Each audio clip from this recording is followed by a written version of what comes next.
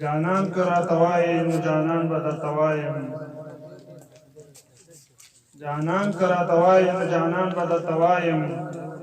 که ما ځان سره ځان کړې نو خپل ځان به درته وایم کینه او نفرت مه کوه مذهب د نفرت پرېږده کینه او نفرت مه کوه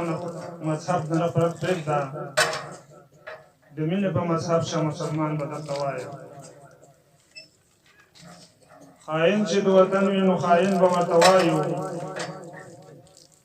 خادم چې د وطن شي نو افغان به درته وایم حیوان دی چې په لار د انسانانو باندې نه ځي حیوان دی چې په لار د انسانانو باندې نه ځي